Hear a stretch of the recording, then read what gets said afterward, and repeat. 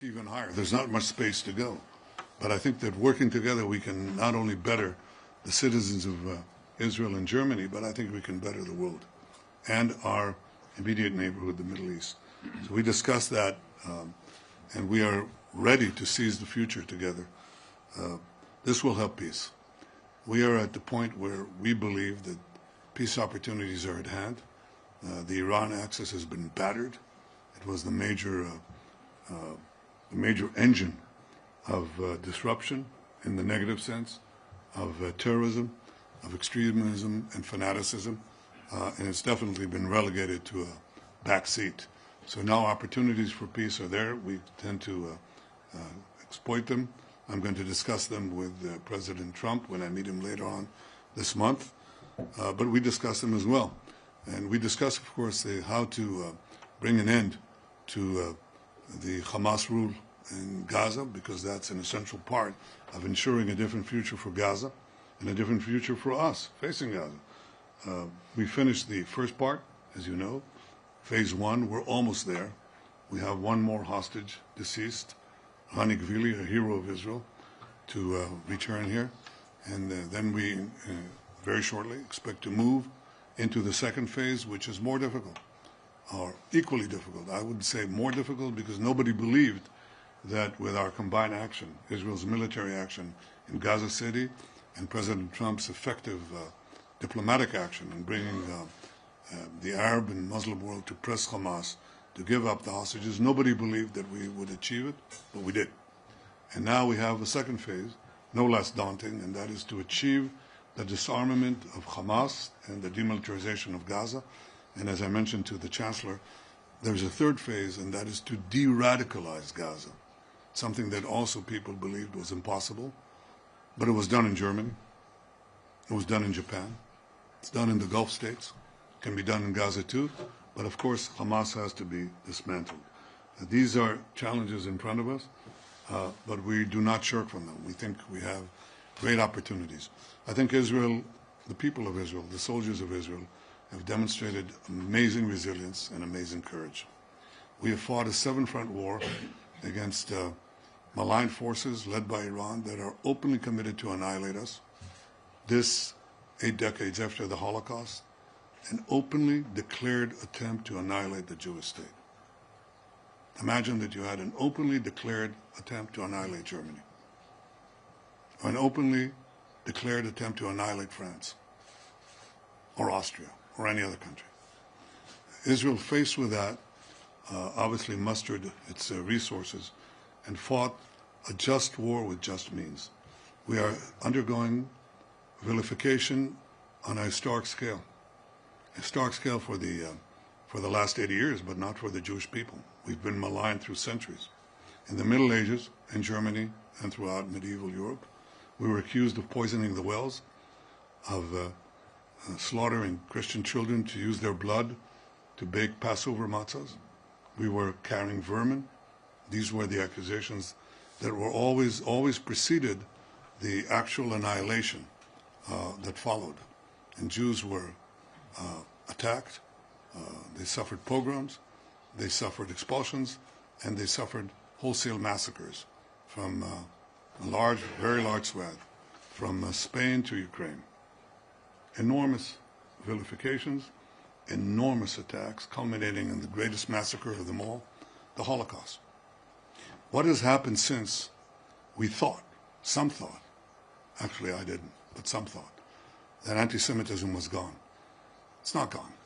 That cyclical phenomena of attacking the Jews in ways that prepare their destruction, delegitimize them, was transferred from the Jewish people to the Jewish state. It just took a respite, a few decades, where anti-Semitism was not done in polite company. Now it's done in every capital. And people carry the flags of Hamas. Flags of Hamas. These people who tortured women, raped them, then beheaded them, burnt children alive, babies alive, took hostages, Holocaust survivors, babies. This is outrageous. People demonstrate for them and accuse Israel of bogus war crimes because Israel has gone to lengths that no army in history has done in the most difficult urban situation, urban warfare situation, asking the population to leave, and Hamas shooting them to keep them there so the casualties can appear on the various international networks. I understand the enormous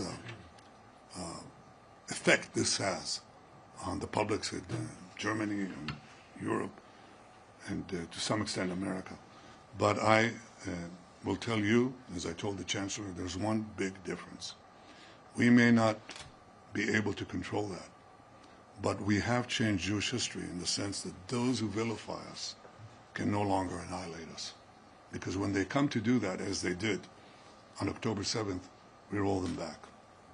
And as they try to put a noose of death around us, as Iran tried with its proxies, we roll them back. That's the big difference. And I think this truth will emanate, and I commend the Chancellor for speaking the truth in a number of important occasions. But we still have a job to do to explain what it is we're fighting, how we're fighting it, and why we're doing what we're doing is not only for our defense, but for Germany's defense, and the defense of free societies everywhere, and I will say our non-radical Arab neighbors as well. In fact, they understand it better than most. On the question of two states, no, we have a different point of view, obviously, because the purpose of a Palestinian state is to destroy the one and only Jewish state. They already had a state in Gaza, a de facto state, and it was used to try to destroy the one and only Jewish state. We believe there's a path to advance a broader peace with the Arab states and a path also to establish a workable peace with our Palestinian neighbors. But we're not going to create a state that will be committed to our destruction at our doorstep. And as you know, Israel is gigantic. It's 50 kilometers wide, 70 kilometers wide at its widest point. And we are obviously going to take care of our security. The one thing that we will always insist upon is that the sovereign power of security from the Jordan River, which is right here, to the Mediterranean Sea, which is right there, that will always remain in Israel's hands. And that means that Israel will control its destiny and continue to protect its security for our sake and for others as well. I have to say, Friedrich, I think we're at the cusp of a new age, because I think that we will achieve the expansion of peace. I think that we are at a new age because I think that the possibilities of technology, with their risks, especially in AI, but with their positive benefits, are enormous in every field. I mean, from agriculture to health to transportation and I think that we are together, we can lead this and become not a secondary power, but a primary power in the advance of humanity. I look forward to our discussions, and I have to say that your wife was supposed to come here. Bring her next time. It'll be an opportune moment to expand on these things. So welcome, Friedrich. Welcome, Friedrich. Thank you so much. Thank you. We'll start with the questions from the forum. Prime Minister, following up your words and what the Chancellor has just said, he asked you not to take any steps which could lead to annexation of parts of the West Bank. So my question for you would be, can you guarantee that you are not taking these steps? One can have some doubts after what you just said about security for Israel. Und Herr Bundeskanzler, können Sie bitte kommentieren, wenn Herr Netanyahu eine Zwei-Staaten-Lösung ablehnt? Wie ist dann aus Ihrer Sicht eine Friedenslösung hier in dieser Region überhaupt möglich? Danke. In fact, there is no change of the status quo. Israel today controls the security between the Jordan River and the sea. If you're not aware of it, you should be, because that is the situation. That's why you don't have terrorism exploding from Judea, Samaria, from the Palestinian areas. In fact, we brought it down considerably because we are the power that is ultimately charged with overall security. So that's what we're doing. And I said that principle in the foreseeable future will stay. It has nothing to do with the question of political annexation. That remains a subject of discussion, but as you know, we have been able to forge peace treaties with that issue that was always raised. You're never going to expand peace because you're not, because you're always going to have to go around or through the acceptance of the PA. If the PA doesn't agree, you're not going to have any Arab country come. That's what I was told before we signed the Abraham Accords with 4 Arab states. And in fact, the way we got it is we went around the PA, because the PA is not interested in peace with Israel. They're interested in a peace without Israel. They don't want a Palestinian state next to Israel. They want a Palestinian state instead of Israel. So I think that everybody says, well, they'll change. Well, we'll see. If they'll change, I doubt it. I mean, the Trump plan has many stages that they have to go through. But I think that for most Israelis, we want peaceful relations with our Palestinian neighbors. They have to stop educating their children for the murder of Israel. They have to stop paying for slaves. They pay, the more Palestinians, the more they kill Jews, the more they get paid. And they have to stop naming their public squares against mass killers. We're in the compound of the Israeli government. It's not named after killers. It's not named after people who committed mass murder. There has to be a change. And I can tell you that most Israelis now, if you ask them, okay, would you want a Palestinian state? Okay, we asked that question in the Knesset. There are 120 members in the Knesset. And the question was, suppose they try to force us on us a Palestinian state. You know what the vote was? It was 99 to 11, 10 abstentions. That includes the broadest spectrum of Israeli politics that you can imagine. After October 7th, people say, you know, what will be different? You had a de facto Palestinian state in Gaza. What did they use it for? So people ask this question, and I don't shirk from it. I tell you what it is. But you asked about concrete plans. That is not something that I think we're headed in the coming time. Well, it'll be a question that will be raised eventually, but not right away. Ich kann vielleicht direkt an dem letzten Satz anschließen. Keiner weiß, was die nächsten Tage, Wochen und Monate bringen und ergeben. Das Wichtigste ist jetzt, dass mit Gaza und dieser Region in die zweite Phase eingetreten werden kann, und das Wichtigste ist die vollständige Entwaffnung der Hamas. Mein Eindruck ist, dass die palästinensische Autonomiebehörde heute bereit ist, Reformen zu ermöglichen. Das sind aber bis jetzt nur Erklärungen. Das sind keine Taten. Deswegen habe ich auch mit Präsident Abbas gestern Morgen noch telefoniert und ihm auch gesagt, dass ich nach Israel reise, ihm auch meine Position zu Israel deutlich gemacht. Und jetzt geht es darum, Schritt für Schritt diesen Friedensplan zu implementieren. Und was an dessen Ende steht, weiß heute von uns niemand. Und weil das so ist, hat auch die Bundesregierung, anders als andere europäische Staaten, von einer frühzeitigen Anerkennung eines palästinensischen Staates Abstand genommen. Wir werden das auch in absehbarer Zukunft nicht tun, weil diesem Staat, in Anführungsstriche, bis jetzt alle Voraussetzungen fehlen, um ein selbstständiger Staat überhaupt sein zu können. Noch einmal, was am Ende eines solchen Prozesses steht, weiß niemand von uns. Wichtig ist, dass es einen Weg gibt, der den Staat Israel in Sicherheit, in Frieden leben lässt, und dass es Nachbarn gibt, die das anerkennen. Einige haben das bereits getan, andere tun es bis heute nicht. Und dann müssen sich die Palästinenser selbst eines Tages entscheiden, welchen Weg sie gehen wollen. Deswegen aus heutiger Sicht, es ist zu früh, darüber eine endgültige Entscheidung zu treffen. Es ist eine Hoffnung, die sich vielleicht erfüllt, vielleicht aber auch nicht.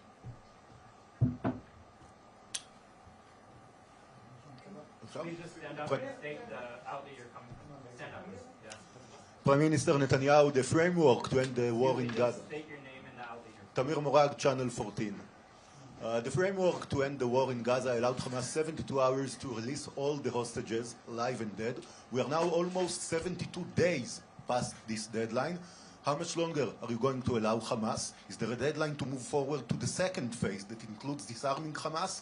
And perhaps more importantly, how are you going to settle the differences with the Trump administration regarding the timeline of disarming Hamas? Because we know that Israeli officials have been talking about no more than a few months, while Americans have been talking about a much more flexible timeline that can stretch up to a year.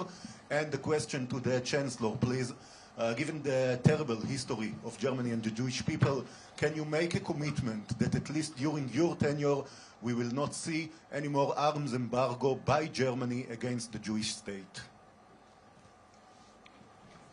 There is one more hostage left. We had 255 hostages, most of them alive, by the way. We got them out, and the deceased hostages. One left, Rani Gvili, just a hero. I mean, he fought against these murderers, killed 12 of them, and was down to the last bullet, and he died. And he was killed, and his body was taken to Gaza, and we're committed to getting him back. I'm talking to his family all the time. They're amazing people. We'll get him out. We're close to the second phase.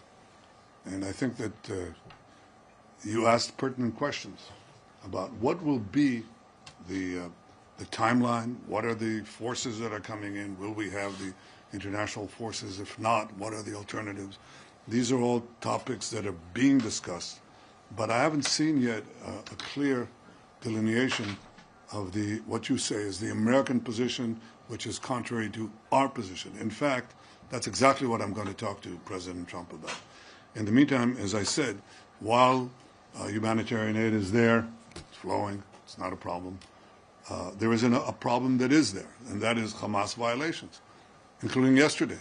They try to cross into our lines. They try to attack our soldiers. Obviously, we respond, and respond forcefully. So I think simultaneous with the advance to the second stage, I think it's important to make sure that Hamas complies, not only with the ceasefire, but also with their commitment, which they undertook, to disarm and have Gaza demilitarized. That's not something that is not part of something that they committed to. They committed to it. And so I think we'll be having very important conversations at the end of the month on how to ensure that this second stage is achieved. We're about to finish the first stage. We're there, almost. But we have to make sure that we achieve the same results in the second stage, and that's something I look forward to discussing with President Trump. Die Entscheidung, die ich am 8. August 2025 getroffen habe, war den besonderen Umständen dieser Tage und Wochen geschuldet. Die Umstände haben sich geändert und deswegen gilt diese Entscheidung auch nicht fort. Das ist auch von der Regierung, auch von mir persönlich öffentlich gemacht worden. Und trotz dieser Entscheidung, die auf einen besonderen Sachverhalt ausgerichtet war, hat sich vorher und nachher an unserer sehr grundsätzlichen Haltung zu Israel und zur Sicherheit Israels, zur Unterstützung Israels, auch zur militärischen Unterstützung Israels nichts geändert. Und ich gehe davon aus, dass das nicht nur während meiner Amtszeit so bleibt, sondern dass dies jeden Bundeskanzler der Bundesrepublik Deutschland angesichts unserer Geschichte auch in den nächsten Jahrzehnten weiter binden wird. Daran wird sich nach meinem festen Willen niemals etwas ändern. Thank you. Michael Fischer, German Press Agency. Herr Bundeskanzler, das ist ja Ihr Antrittsbesuch in Israel als Regierungschef. Bei solchen Antrittsbesuchen ist es ja eigentlich üblich, den Gastgeber zu einem Gegenbesuch einzuladen. Haben Sie Ministerpräsident Netanyahu nach Deutschland eingeladen, obwohl es einen internationalen Haftbefehl gegen ihn gibt? Sie haben ja mehrfach gesagt, dass ein israelischer Ministerpräsident immer die Möglichkeit haben muss, Deutschland zu besuchen. And Prime Minister, how important is it for you to get an invitation to Germany as your most important European ally? And a quick question to both of you. If a peacekeeping troop would be deployed to Gaza, should Germany be ready to take part? Fischer, wir haben über die Frage einer möglichen Reise von Premierminister Netanyahu nach Deutschland nicht gesprochen. Dafür gibt es im Augenblick auch keine Veranlassung, darüber zu sprechen. Wenn es die Zeit erlaubt, dann würde ich gegebenenfalls eine solche Einladung aussprechen. Aber das ist zum jetzigen Zeitpunkt für uns beide kein Thema. Well, of course, I'd be delighted to visit Germany again and speak there with the Chancellor, bring our government together, G2G. I think that's important. The reason we're not going there is because there's an ICC prosecutor. Prosecutor issued arrest warrants for me and for our former defense minister. He was supposed to come here, and he was saying how important that visit would be because Israel has an open system, one that can be, works according to the rule of law. He was saying very positive things. And on the day that he was supposed to come here, he canceled abruptly. And we didn't know. Why did he do it? Well, it turned out, when we discovered this a few months later, that a few days before, one of his staff members came in and said, there's another staff member, a woman, and you sexually harassed her for a long time, and she's complaining. By the way, she's very hostile to Israel, very hostile, okay? But he ruined her life. And apparently, Karim Khan sat and said, I'm ruined. His brother, who was a conservative member of parliament in Britain, was jailed for pedophilia, okay? So, and he saw what happened to a rising career of his brother and was sentenced to jail. So he said, I'm ruined. Well, he thought very quickly, and he came to the solution that relates to what I discussed before. All you have to do is bash Israel. And if you can bash Bibi, that helps too. So that's exactly what he did. He canceled his trip and came up with these trumped-up charges of starvation and genocide and so on, all these things that can be literally disproven. But he was going to investigate them, and he didn't. He came out and immediately went in on the tube because he wanted to deflect these charges from him, and which he did because they eventually came out, by the way, from other women too. So this is a corrupt prosecutor that is destroying the reputation of the ICC and causing many people to say, is this the organization that was supposed to follow the Holocaust? This was the organization that was so to set up to make sure that nothing like this ever happened. What happened to the Jews never happens again. And then when Israel is fighting for its life against people who are cutting off our heads literally, it accuses Israel. And basically that's what it does. It accuses Israel. Our soldiers, our brave soldiers who are fighting, many of them losing their lives going into booby-trapped buildings in order to save lives. So I think that this is outrageous. The ICC has a lot of corrections to do about itself. And one of them is obviously to get rid of these ridiculous charges. But until it does, there is a question that arises in well-meaning countries and well-meaning governments of how subordinate they are, their judiciaries are to these absurd charges, and I recognize that.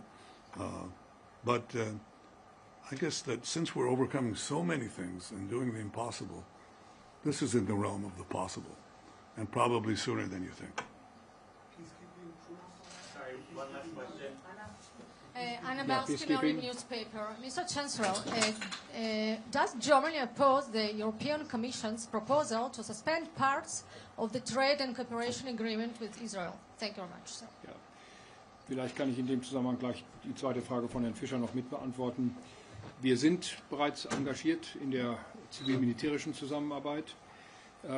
Wir wollen jetzt, so haben wir es verabredet, abwarten das Ergebnis der Gespräche, das Ministerpräsident Netanyahu mit dem amerikanischen Präsidenten noch in diesem Jahr führen wird. Und ich habe unsere grundsätzliche Bereitschaft natürlich erklärt, an vielen Dingen teilzunehmen, die auch einen Wiederaufbau von Gaza ermöglichen.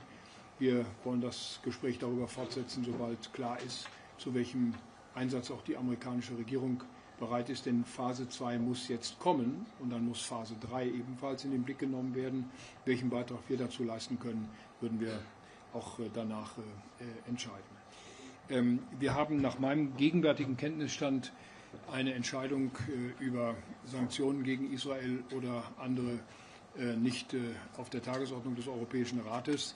Ich habe das in Deutschland deutlich gemacht und mache das auch hier deutlich. Wir haben kein Interesse daran, die Zusammenarbeit mit der Wirtschaft oder die Zusammenarbeit mit der Wissenschaft in Israel zu beschädigen. Im Gegenteil, wir sind daran interessiert, diese Zusammenarbeit zu vertiefen und zu intensivieren. Und deswegen gehe ich davon aus, dass es keinen zusätzlichen Entscheidungsbedarf auf der europäischen Ebene dazu gibt.